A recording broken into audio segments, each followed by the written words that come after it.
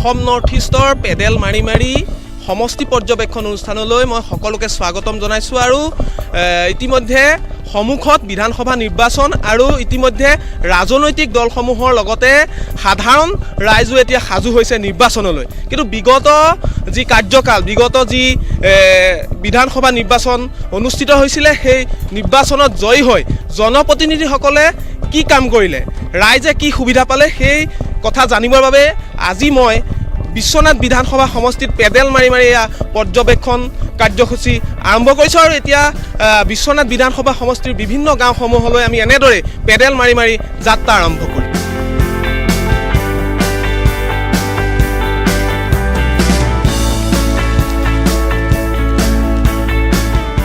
এই যি কাৰ্যকাল আপোনালোকৰ জনপ্ৰতিনিধিগৰাকীয়ে পাৰ কৰিলে, উন্নয়ন হৈছেনে? নিশ্চয় উন্নয়নটো দেখা পোৱা গৈছে কিছু কিছু আগতকৈ। এইটো সত্য কথা, কাৰণ বিশ্বনাথ মন্দিৰৰ পৰা ধৰি ইফালৰ আমাৰ উমা পাহাৰলৈকে জুলনা দলংখন ইতিমধ্যে হোৱাৰ পথত, আৰু লগতে ৰ'পৱে হোৱাৰ কথা ইতিমধ্যে CM আহি পাইছে ইয়ালৈ। CMও যিখিনি কথা বতৰা কৈছে, অৱশ্যে আমাৰ শুনি সুখী হৈছোঁ অন্ততঃ। আৰু কাৰ্যকালো দেখিছোঁ যে আটাইতকৈ ডাঙৰ কথা আমাৰ ৰিজাৰ্ভ পুলিচ, এইটো এটা আমি সগৌৰৱে কওঁ, আজি নোহোৱা নোপোজা বিষয় এটা, সেইটো আমাৰ ইয়াত উপস্থাপন হৈছে, মানে কি স্থাপন হৈছেই, ইতিমধ্যে কাম কাজ চলিব। সেইটো কাৰণে আমি বিশ্বনাথবাসী হিচাপে আমি সুখী হৈছোঁ। আচলতে যিসমূহ আঁচনি, সেই আঁচনিসমূহ সাধাৰণ জনতাই পাইছে নাই, কি দেখিছে আপুনি? সেইটোতো এতিয়া মই সুকীয়াকৈ ঠিক তেনেকৈ ক'ব নোৱাৰিম যদিও দেখা দেখি, কিন্তু ঘৰখিনি আচলতে দুখীয়া মানুহৰ কাৰণে খুব সুন্দৰ সুন্দৰ ঘৰ বনাই দিছে, আৰু বাকীখিনি আঁচনিও ঠিক তেনেকৈ কম বেছি পৰিমাণে পাইছে। চবটো কোনেও পাব নোৱাৰে, অলপ অলপকৈ দিব, আৰু এইটো পাব নিশ্চয়। উন্নয়ন হৈছে বিশ্বনাথ বিধানসভা সমষ্টি? নিশ্চয় কিছু হৈছে সেইটো ৰাস্তা পদূলিৰ পৰা ধৰি বিভিন্ন আজি ঘাট, এইখিনিতো অন্ততঃ পৰিপূৰক হৈছে।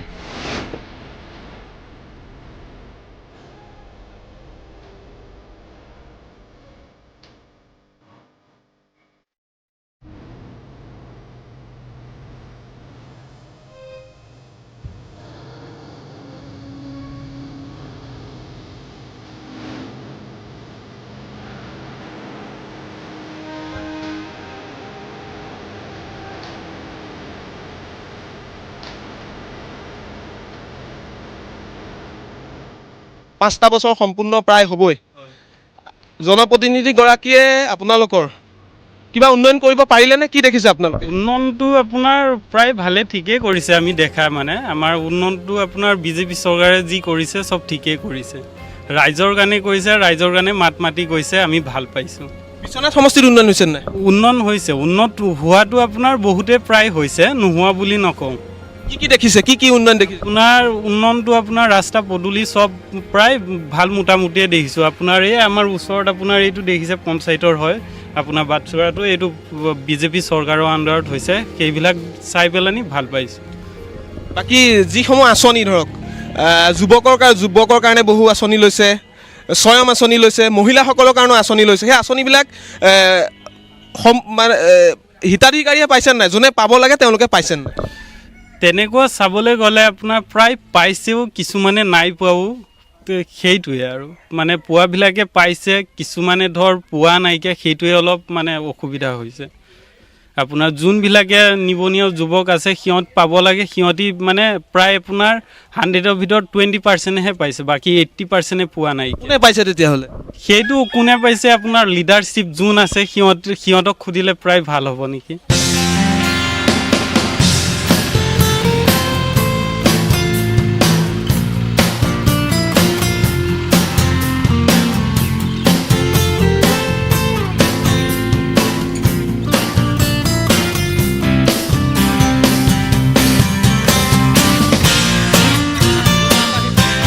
ইতিমধ্যে গম পাইছে নিৰ্বাচন আহিছে। আপোনালোকৰ যিগৰাকী বিধায়কগৰাকী যি 5 বছৰীয়া কাৰ্যকাল শেষ হ'বলৈ প্ৰায় কেইটামান দিনহে বাকী আছে। কি দেখিলে বিধায়কে কাম কাজ কৰিছে নাই আপোনালোকৰ সমষ্টিত? বিধায়কে আমাৰ চব কাম কৰিয়ে আছে, ঘাট ৰাস্তা পদূলি চবটো বনায়ে আছে। দেখিছোঁ আজি 5 বছৰ আগত একো ঠিক নাই, ৰাস্তা পদূলি এতিয়া ইমান ধুনীয়াকৈ বনাইছে, দোকানে বজাৰ চব ক্লিয়াৰ হৈছে। বিশ্বনাথ ঘাটৰ উন্নয়ন হৈছে নাই? হৈছে, কি দেখিছে, কি নতুন ইয়াত হৈছে? নতুন ইয়াত কি হৈছে মানে আমাৰ ৰাস্তা পদূলি আমাৰ ইপাৰলৈ যোৱা উমাতনি সেয়াও বনাই আছে, বস্তু পেলাই আছে আৰু বিধায়ক হ'ব পৰা আমাৰ বহুতখিনি পোহৰ হৈছে, উন্নতিও হৈছে। কি দেখিছে এইবাৰ কোন জিকিব বুলি ভাবে? এইবাৰ বিজেপি চৰকাৰ জিকিব বুলি আমি ভাবি আছোঁ। যিসমূহ মহিলাৰ কাৰণে আঁচনি লৈছে, অৰুন্ধতী হওক বা বৃদ্ধ পেঞ্চনো দি আছিলে, সেইসমূহ প্ৰকৃত হিতাধিকাৰী পাইছে নাই? পাইছে, সকলোৱে পাইছে, মহিলা চবেই তাৰমানে এই আঁচনি লৈছে আৰু চাউল পাতো পাই আছে, সকলোখিনিয়ে পাই আছে, পোৱাটোতো সকলোৱে পাই আছে। আমাৰ স্থানীয় বিধায়কে বহুতখিনিয়ে চেষ্টা কৰিছে।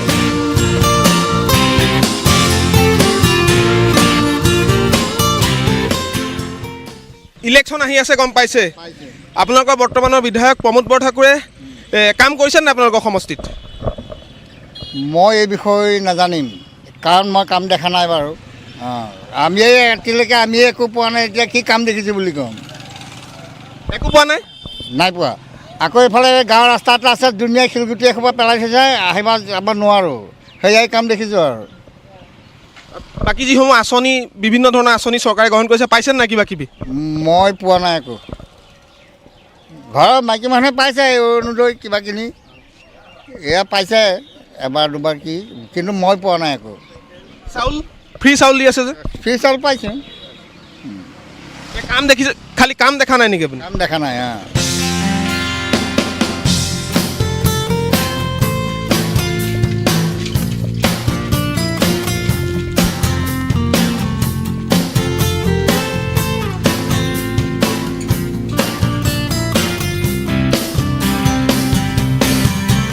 সন্মুখত বিধানসভা নিৰ্বাচন, এতিয়া কি দেখিছে? যিগৰাকী জনপ্ৰতিনিধি আছে আপোনালোকৰ প্ৰমোদ বৰঠাকুৰ, তেখেতে কাম কাজ কৰিছে নাই আপোনালোকৰ সমষ্টি? কাম কৰা নাই, আজিলৈকে কোনো সুবিধা দিয়া নাই, দেখাই পোৱা নাই আমি। ৰাস্তা ঘাটটো চব বেয়া হৈ আছে, ক'ত একো কাম কৰা নাই। কোন ঠাইৰ ৰাস্তা ঘাট বেয়া দেখিছে আপুনি? মইতো এই ভাটিফালে চাইছোঁ, মোৰ ঘৰটো বিশ্বনাথ ঘাটত। সেইদিনা এইফালে গৈছোঁ, আহোঁতে মোৰ চাইকেলত চাকা ভাঙি গ'ল। এনেকৈ ৰাস্তা বেয়া হৈ আছে, আপুনি গ'লে দেখা পাব এইফালে মাথাবুৰি ফালে। কোন অঞ্চলত বেয়া দেখিছে আপুনি? এই ভাটি অঞ্চলত গোটেই ৰাস্তা বেয়া। আৰু যিসমূহ আঁচনি, সেই আঁচনিসমূহ পাইছে নাই? প্ৰকৃত হিতাধিকাৰী পাইছে নাই? মই কোনো আঁচনি পোৱা নাই, একো পোৱা নাই। মই পোৱা নাই। আপোনালোকৰ অঞ্চলৰ প্ৰকৃত হিতাধিকাৰী পাইছে নাই? নাই পোৱা। চব ধনী ধনী মানুহে পাইছে, ধনী মানুহৰ চৰকাৰ হয়, দুখীয়াৰ চৰকাৰ নহয়, ধনীৰ চৰকাৰ হয়। বিজেপিৰ চৰকাৰ হয় ধনীৰ চৰকাৰ। পৰিৱৰ্তন কৰিম বুলি ভোটকেইটা ল'লে, কিন্তু এতিয়া জিৰ' বৰ্তন হৈ গ'ল। কি দেখিছে এইবাৰ কি হ'ব? চৰকাৰ বিজেপি আহিব নে পৰিৱৰ্তন আকৌ এবাৰ হ'ব? এইবাৰ চাওক, এইবাৰ কংগ্ৰেছ চৰকাৰ আহিব। আমিতো চব ভাবি আছোঁ কংগ্ৰেছতে ভোট দিম, কিন্তু পাৰ্টি চাই দিম, কেণ্ডিডেট চাই দিম, তাকে ভোট নিদিওঁ।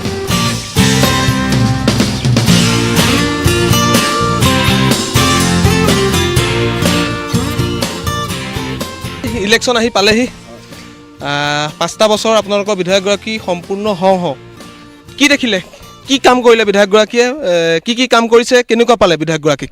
আপোনালোকে চাওকচোন বাৰু, প্ৰথম বিধায়ক তেওঁ আমাৰ বিশ্বনাথ সমষ্টিত জিকিয়েই এই ৰাস্তাটো ফিটা কাটিলে। ফিটা কাটি BDO বাইদেউৰ সৈতে নিজে আহি আমি সুধিছোঁ, কৈছে বোলে নাই, একদম কাম এইবাৰ পূৰা ব্লক ইটা দিয়া হৈ যাব, আপোনালোকে কোনো চিন্তা কৰিব নালাগে। আচ্ছা, প্ৰথমেই আৰম্ভণিতে ফিটা কাটিছে, 5 বছৰ লাগিলে এই ৰাস্তাটো। আজি কোনো গাড়ী এখন যাব নোৱাৰি, কোনো ল'ৰা ছোৱালী এটা স্কুললৈ যাব নোৱাৰে।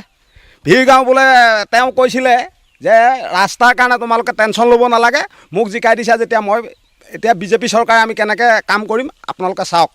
আজি 5 বছৰৰ মূৰতো যেতিয়া এই সাধাৰণ 300 মিটাৰ ৰাস্তাটো হোৱা নাই, আৰু আজি বিশ্বনাথ সমষ্টিৰ বিধায়কে কি কাম কৰিছে ৰাইজক দেখুৱাই ক'ব নালাগে আৰু।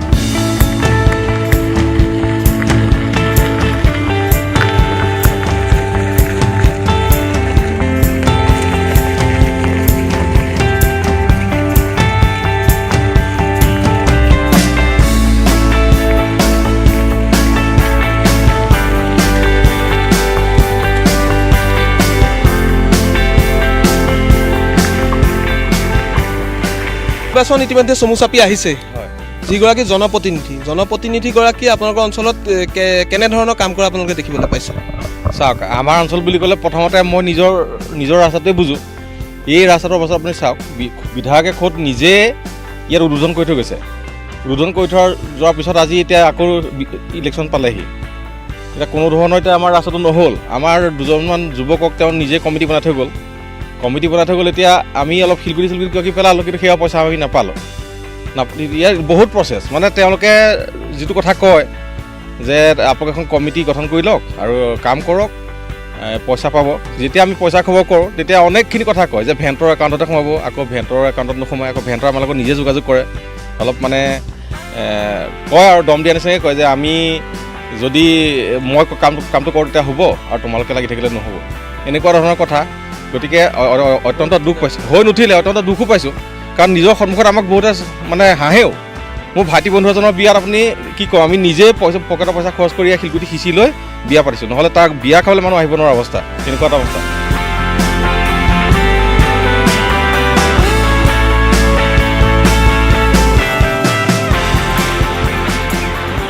এয়া হৈছে বিশ্বনাথ বিধানসভা সমষ্টিৰ ৰাইজৰ মতামত। কোনোবাই যদি বিজেপিৰ কাম ভাল পাইছে, আন কোনোবাই আকৌ এবাৰ কংগ্ৰেছক বিচাৰিছে। যিহেতু গণতন্ত্ৰত ৰাইজৰ হাততে আছে সৰ্বোচ্চ ক্ষমতা, সেইবাবে নিৰ্বাচনৰ ফলাফলৰ পিছতহে গম পোৱা যাব আচলতে ৰাইজে কাক প্ৰত্যাখ্যান কৰিলে আৰু ৰাইজে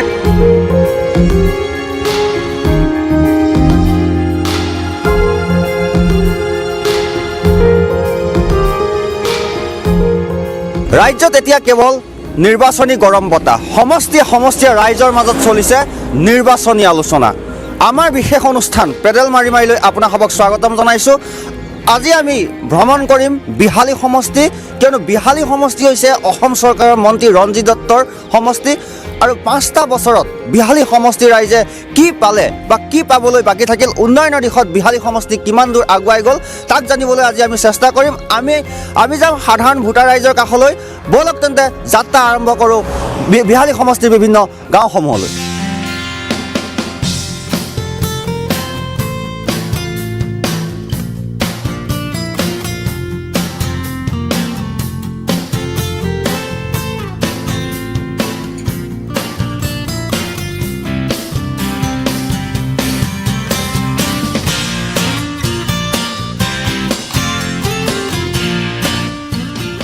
যিহেতু বিহালী সমষ্টিটো মন্ত্ৰী ৰঞ্জিত দত্তৰ সমষ্টি আৰু এগৰাকী মন্ত্ৰী থকা মানে সমষ্টিবাসীয়ে উন্নয়নৰ ক্ষেত্ৰত যথেষ্ট আশা কৰে। আপোনালোকৰ দৃষ্টিত 5টা বছৰত কিমানখিনি উন্নয়ন হ'ল বা উন্নয়ন হ'বলৈ কি বাকী থাকিল, কি ক'ব? নিশ্চিতভাৱে আমি জনাব খোজোঁ যে বিহালী সমষ্টিত 5টা বছৰে ৰঞ্জিত দত্ত বিধায়ক হিচাপে থকাৰ স্বত্তেও কেবিনেট মন্ত্ৰী হিচাপে তেখেতে কাৰ্যনিৰ্বাহ কৰিছে, কিন্তু নিকটৱৰ্তী ছেৰিকালচাৰ ফাৰ্মখনৰো তেখেতৰ ছেৰিকালচাৰ মিনিষ্টাৰ হিচাপে তেখেতে চৌকান দিয়াটো উচিত আছিলে।